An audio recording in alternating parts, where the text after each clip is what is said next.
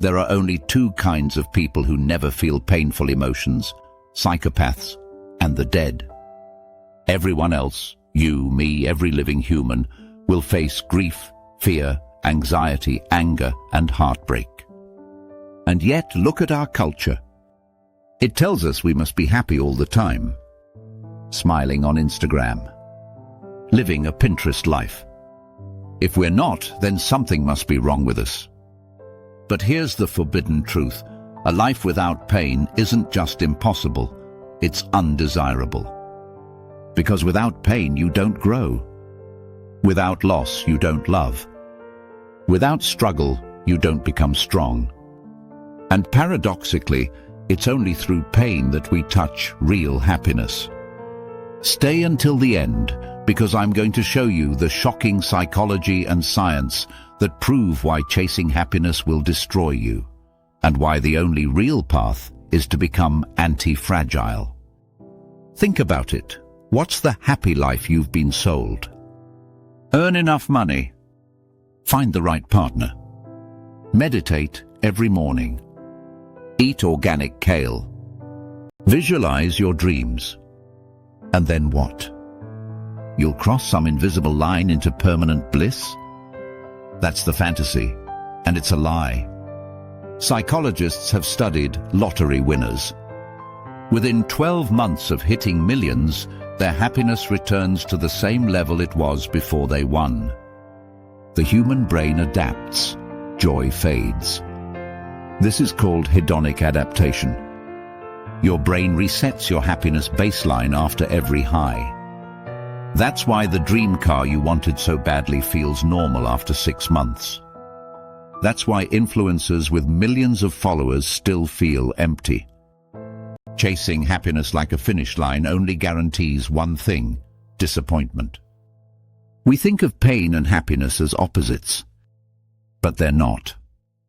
They're two sides of the same coin. Studies show that people who experience more sadness and anxiety actually report higher levels of meaning in life. Why? Because pain forces reflection. It cracks the shell of the ordinary. When you repress sadness, it mutates into depression. When you repress anger, it festers into resentment. When you chase only pleasure, you become hollow. Happiness isn't the absence of pain. Happiness is learning how to metabolize pain. You've heard the word resilient. It means bouncing back after stress, like a rubber band. But Nassim Nicholas Taleb introduced something far more powerful: anti-fragility. An anti-fragile system doesn't just bounce back. It grows stronger because of stress. Muscles. You tear them in the gym. They rebuild bigger, stronger. The damage itself is the fuel for growth. The same applies to your psyche. After trauma, some people collapse fragile. Others return to baseline, resilient. But a rare few grow from it. They become anti-fragile. Psychologists call this post-traumatic growth, PTG. Where PTSD destroys, PTG builds. After 9/11, studies on survivors showed something unexpected. Yes, many developed PTSD. But others reported higher levels of gratitude, stronger relationships, and a deeper sense of purpose than before the tragedy. Trauma had become the soil for transformation.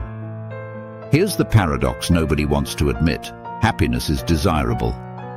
It improves health, creativity, relationships, even lifespan. But those who chase happiness directly, those who make it their #1 goal, are often the least happy.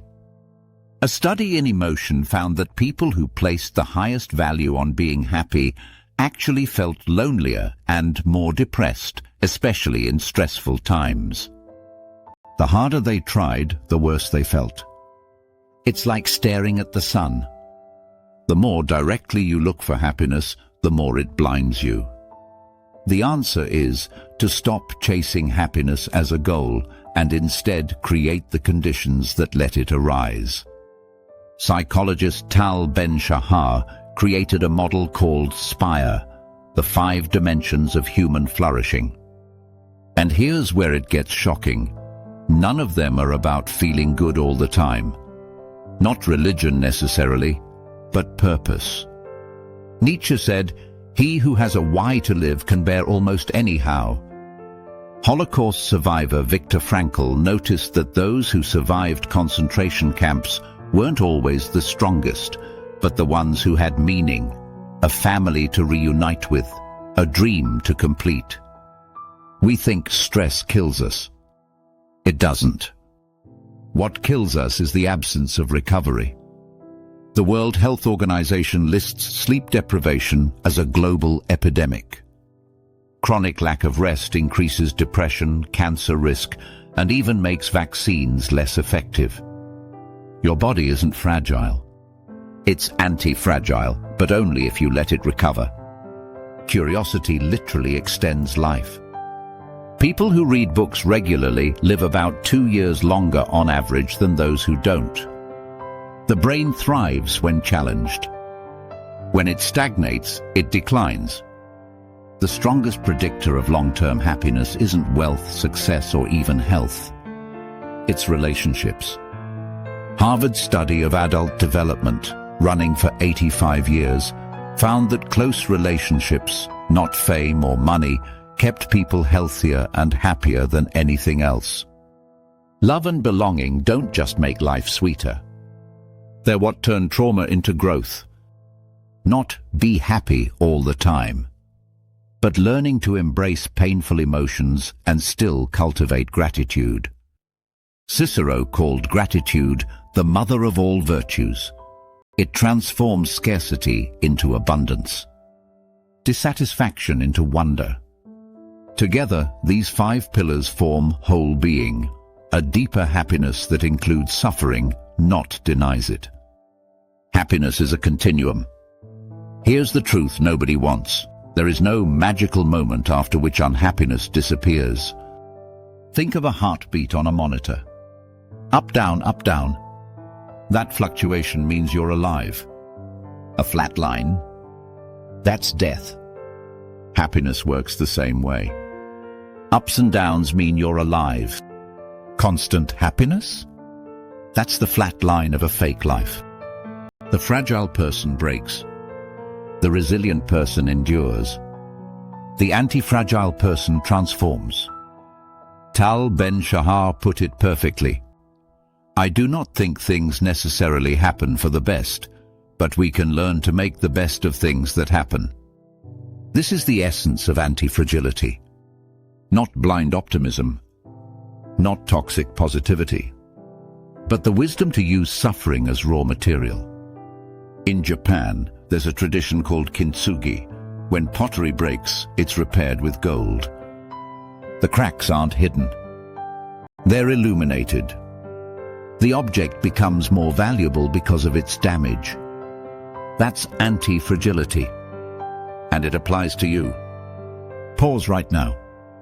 Ask yourself, what's one painful experience in your life that, if you reframed it, could be the fuel for your growth? Comment it below. Because chances are someone else has lived the same pain, and your story could help them. Stop chasing happiness like a finish line. Stop believing the lie that one day pain won't touch you. Instead, build the anti-fragile life. One of purpose, rest, curiosity, love, gratitude. Because the happiest people aren't the ones who avoided suffering. They're the ones who alchemized suffering into strength. And when you do that, you stop fearing life. You stop fearing pain. And you finally understand happiness was never a destination. It was a continuum. And your suffering was never a curse. It was the fire that forged you. Because in the end, the happiest people are not the ones who avoided suffering. They are the ones who used it as fuel.